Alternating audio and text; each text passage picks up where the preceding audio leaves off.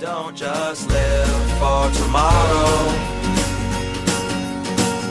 or just live in yesterday. Just be glad for all you have that's in today. Hey everyone, Connie here, and welcome to my blind reaction to The Owl House, episodes 15 and 16. So we are here with two more episodes, and for those of you who might be wondering, who may not be watching the other stuff on the channel, just as a recap, we are doing two episodes this week because next week there won't be any, because next week is One Piece week.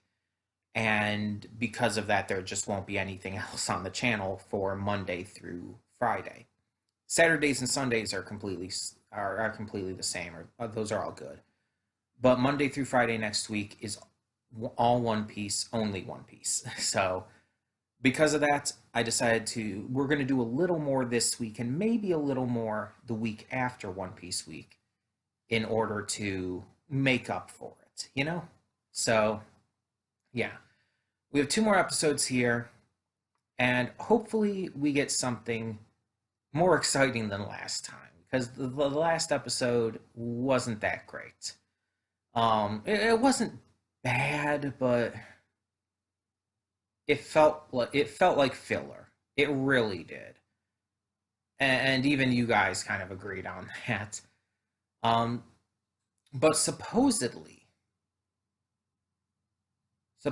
things are going to pick up again, and we'll just have to see exactly how it goes, because we're getting closer to the end of the season. There's only like 19 episodes this season, right? I don't know if a season 2's already been confirmed. Yeah, there's only 19 episodes. So after these two episodes, there'll only be 3 left total. Which really sucks, because it's like I've actually started to get into this, like much more so than I had the first time around. So with only this few amount of episodes left, it's like things have either got to start picking up to lead into some kind of big season end finale, or we just got to start getting more, you know, just a little bit more. that feels like a bigger deal. I don't know what to expect at all. As always, I'm completely blind. Well, pretty much completely blind going forward. There's like one thing I know about. And we'll get to that when we get to that. But yeah, it's just, we're going to kind of have to see exactly what happens and how this season ends. And my hope is that we'll get some answers with Luz's mom, and maybe more with Ida's curse and all. But I really, really want to know what the hell is going on with Luz's mom, because as you guys know, that was my initial hang-up that made me drop the series the first time. And again, I've been told that it does happen, that it is addressed. I haven't been told when or how or what, but it should be happening at some point, so we'll see. Let's just find out what these episodes have in store for us, hope for the best, and maybe we'll get some answers, maybe if not in these episodes, in the ones to come. So, that being said, let's get this going. When the screen fades to black, pause this redirect and go to the description below. Follow the link to the reaction, and after you watch it, come back here to the redirect and resume play. Because after it fades to black and then fades back in, everything from that point forward will be my afterthoughts and will contain spoilers to the episodes. So, that being said, thank you so much for tuning in, and I will see you at the reaction. And we are back, and we'll begin with spoilers in 3, 2, 1, now. So, as I said in the reaction, I did know about this dance sequence thing. I had seen just various screenshots and stuff on social media, especially Twitter. It's kind of like the kiss that rocked the internet with She-Ra. It's something you couldn't escape. And especially since I had seen it and everything while I had already dropped this series the first time before I had picked it up again thanks to Smurf, thanks to Smurf's donation request. So it's one of those cases where I could not avoid knowing about it. Again, I did not know the context though. I didn't know about this entire Grom thing. I didn't know like that they were fighting while dancing. I just knew that they shared a dance together. Um, and that people are praising the shit out of it for just the amazing representation. I mean, we saw the note. Amity wanted to ask Luz out, and that her biggest fear was rejection. Her biggest fear was Luz rejecting her love. It's super blatant that Amity has a thing for Luz. Hell, even in the previous episode, which I'll get to, I'm definitely going to talk about that as well. You saw, like, there were a couple times where Amity blushed when Luz either, like, grabbed her hand or hugged her or whatever else. It's very clear that she has a thing for Luz. And I do already know that the creator, Dana Terrace, and the people who worked on it have confirmed that Luz is bi and that Amity is a lesbian. I believe that's how it's split up, at least. I believe it's Luz is bi, Amity's a lesbian. Which is amazing. Great representation, especially for a show like on a mainstream network like this. And so many shows these days are getting so much better with that. Loud House is another big one for that representation. But there's plenty of other shows too. I'm trying to think of the other big examples that are on, again, mainstream television, not like on Netflix or whatnot. Because even though She-Ra, like, one of the biggest and best shows for representation in the past years, it's like, even with that, it's like, it's Netflix, so it's easier to get away with that on there. I mean, you could say Adventure Time, but to be fair, that only came at the very end, outside of like just little like hints here and there. Um, and even with like the more recent stuff, because I know there's a Marceline and Bubblegum special that came out. That's on HBO Max, right? So that doesn't even really count because that was aired on a streaming service. But my point is, I really love this because you guys know I have begun shipping them. I definitely have gotten on board with this ship because not just because it's popular, but because it's actually very well handled. It's very well done. It makes sense. Like it doesn't feel like it comes out of nowhere. So many ships and even canon relationships have felt like they've come out of nowhere and there's very little to actually back them up. But no, this series has done very well at making it believable and making it build up properly.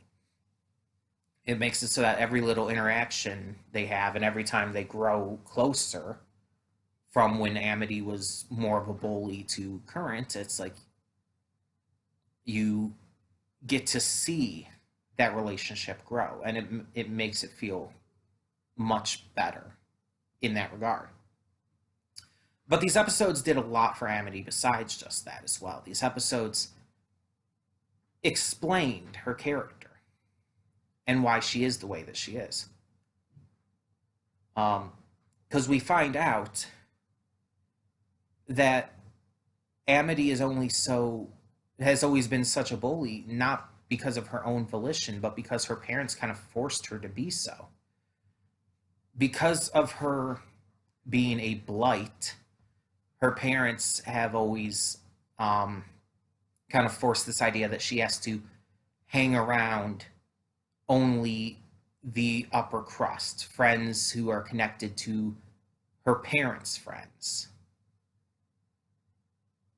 that if she even tried to disobey that, they would make sure that, like, for example, Willow would not get into Hexside. And so it's like, I feel like this is something big that's going to come up either by the end of the season or within another season. But it definitely feels like this is going to be something that's going to be tackled. It kind of reminds me of Pacifica from Gravity Falls and Alex Hirsch's connections with this series that makes it even more of a noticeable comparison.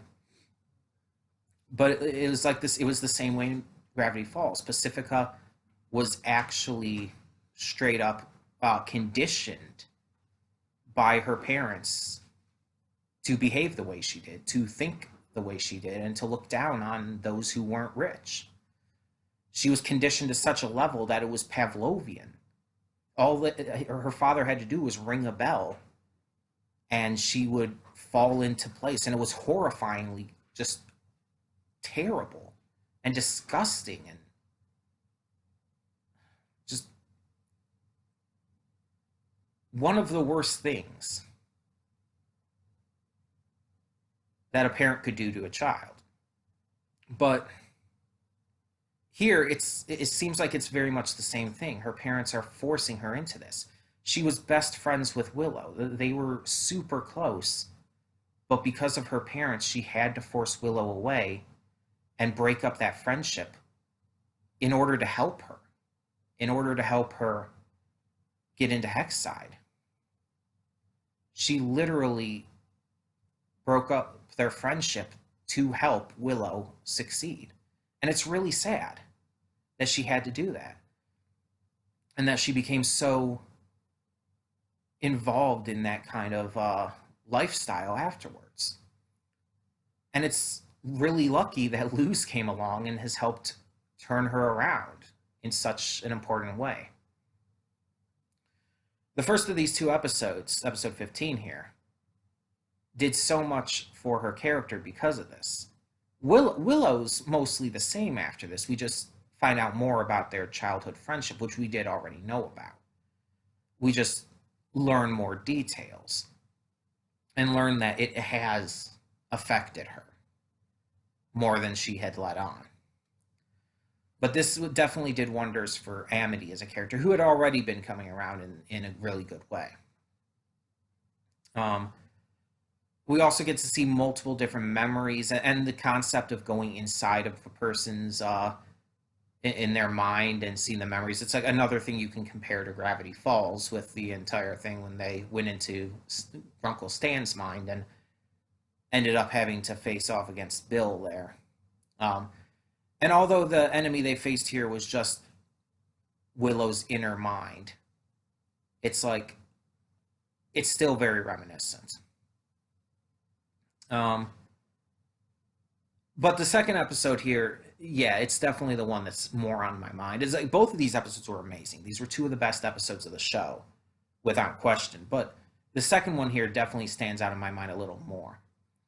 This Grom creature, who I presume is either defeated and will not be coming back, or by the fact that those little bits crawled away, that's a hint that it will be coming back at some point. It's unclear, but it's basically it's very much the same as a boggart from Harry Potter, and where it doesn't really have a form of its own, but takes the form of the worst fears of whoever is in front of it. It's pretty much the exact same thing. Grom here, though, is seen to be much more dangerous. So when it gets out of the little holding area underneath the school gym, it's seen as a very bad thing. So yeah, it gives us some really good stakes there. Makes it feel like it actually matters that this thing got out. And getting to see like all of this stuff with Amity and Lou's training and getting to learn Amity and Luz's fears. Like Luz is like a human soul trapped in a cat's body. It's like I guess I get what you're saying there, but it's like I just watched the movie Soul, and it's like it's not that scary. um, well, not just, but not long ago. Um, and then there's like the neck beards on the internet and stuff who that was just really funny.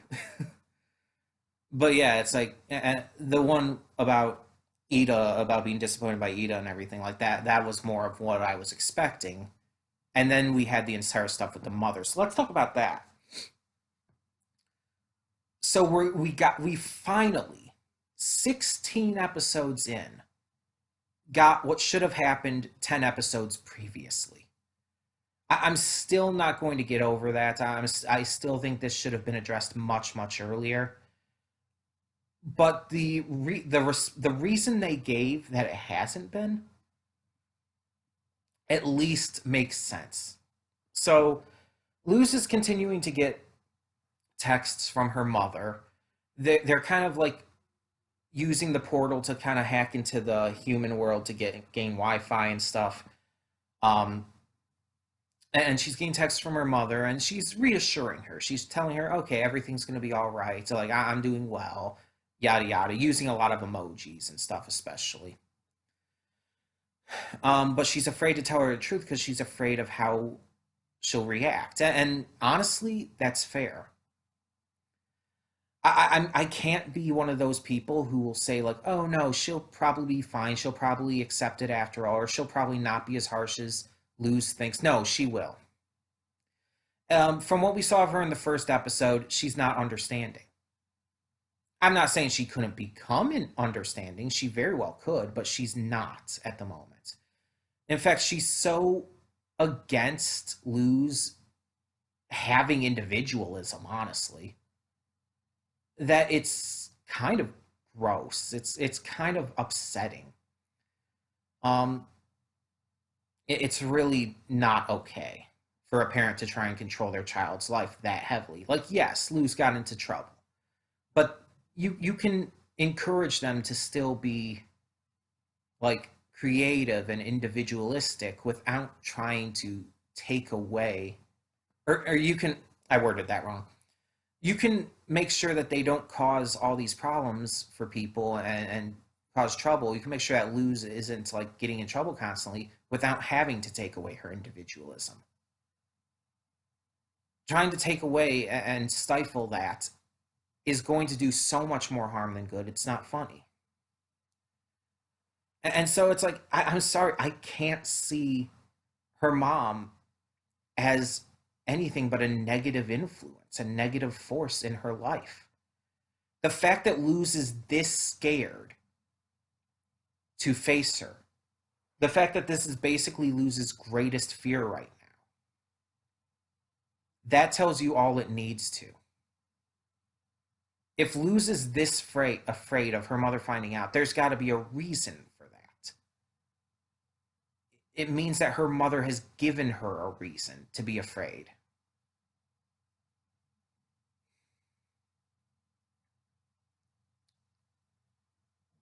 And that's messed up. But we also find out that someone has been writing letters to her mother, which she surprisingly didn't question the fact that they were misspelled and the misspelling was just crossed out. But that's why she hadn't freaked out before. That's why she hadn't been. That's why she hadn't found out. This also has to imply, though, that whoever is sending those letters is also stopping the camp from notifying her, whether by phone call or also by letter or whatever else. Whoever is doing this is basically making sure that Luz's mother doesn't question things. And it's, at this point, in my eyes, almost impossible to tell if this is a force for good who's trying to help Luz, or a force for bad who has some kind of ulterior motive and is really going to mess things up in the future. Um, but we'll have to see where that goes because that's definitely something that we're only starting to address. Again, I really think this should have been addressed much earlier. Definitely before episode 10 and preferably before episode 6, or at least on episode 6. Episode 6 or earlier, preferably. Because it was just such a huge plot hole. And even with it now being explained, it just took way too long to explain it. Um, but then, uh, let's talk one more time, just to end this out, about the dance scene and everything. So, like I said, I had known about this, I had seen it on social media everywhere. I thought this was going to be the season finale. I thought it was going to be the season finale when that happened because it felt like it made sense to me. Like this, that they would build up to that, to the season finale, that would be like this big thing. And honestly, this episode felt like a season finale. Honestly, it had that kind of emotional depth. It had the character growth and the great action moments. It had the big stakes that our heroes had to take down. Um, it felt like a season finale to me. So the fact that there's still a few more episodes is like, what the hell is going to happen? And it makes me think that the actual season finale is not going to be this big deal. That it's going to be a more down to earth finale with probably some kind of big reveal or some kind of big information drop, something like that. Maybe something related more to Ida than with Luz. Um, but yeah, I guess we'll just have to find out. I guess we'll just have to find out. Um, I enjoyed these episodes though. Again, these were two of the best episodes of the show, without question. Just for all the growth, the development, the phenomenal writing. Like the writing and dialogue in these were just spot on. But the growth for Amity and everything in these episodes, and just the big character moments for her, I think I can say it without question now that she's my favorite character. Like, I like Luz, I like Willow, I like Ida, and King to a degree. Sometimes when he's not annoying. But Amity, just for her character growth, just for her depth and her interest and her likability, and honestly, she's adorable. And I love seeing her get flustered by hanging out with Luz. It's just really cute. But because of all these reasons and more, it's just she's kind of my favorite. It's kind of similar, but not quite. But it's kind of similar to Bakugo in My Hero Academia. The big difference being, of course, that Bakugo is not my favorite in My Hero Academia. That's still Sue. But it's kind of the same thing. It's like a character who starts off as very antagonistic, but grows throughout the series as their connection to the main character deepens. Um, and with Bakugo, it's definitely much more of a, pun intended, slow burn than with Amity here. Amity's redemption has gone a lot faster. It took a lot less time, and both of those have their positives to them and their negatives. Sometimes it's better to play it fast because the tone of the series works better for that kind of character growth. Honestly, if they tried to hold it out too long, I feel like it wouldn't work that well in an Owl House. I feel like it needed for this series to be longer, or to be quicker, rather. Um, and on the opposite end, My Hero Academia is a long running battle shonen. Though these are the kinds of series that excel at slow burn character growth. Having it go too fast with any character, but especially with Bakugo, would feel unearned. It would feel like it just wasn't given the proper build up and the proper time to really make it work. So having it be very slow with Bakugo to where even 4 seasons in, he's still an asshole, but he's grown so much at the same time. It makes sense and it works so well. So yeah, it's like you got to kind of look at it that way, in my opinion. That it's like it just depends on the series as to whether or not it should be handled a lot more quicker or a lot more slow. And I think both series, My Hero Academia with Bakugo and Owl House with Amity, have done a phenomenal job at really understanding how to handle a bully antagonist redemption arc with the type of show and the type of tone that they've been going for. It's brilliant and really wonderful to see. Um, but yeah, we still got a few more episodes to go with this season, and there will probably be another season with how popular the show has been.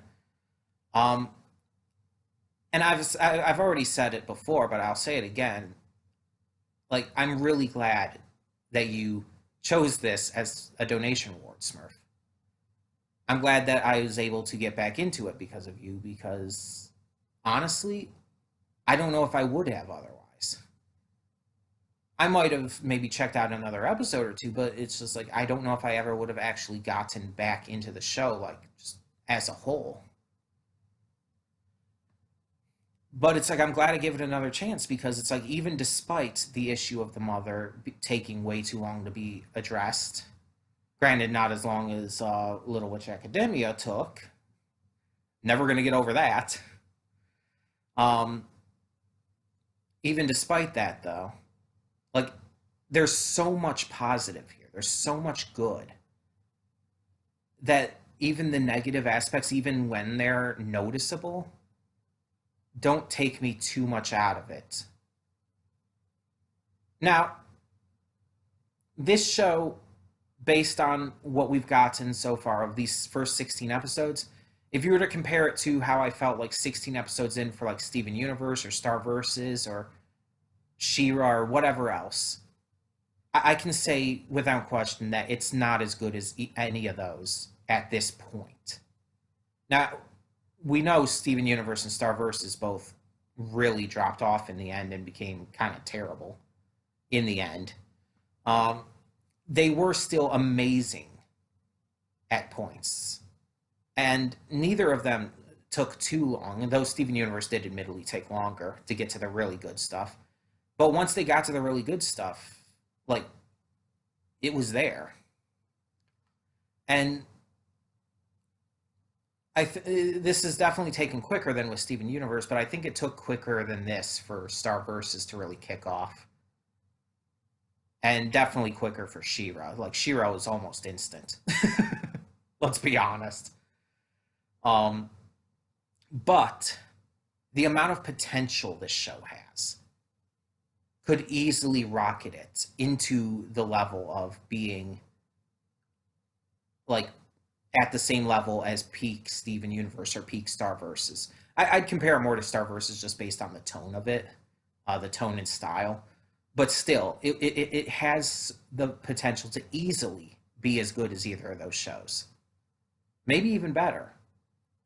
But we'll have to see how it's handled from here on out, because that is very much important. Also, as to how many seasons it will get, that will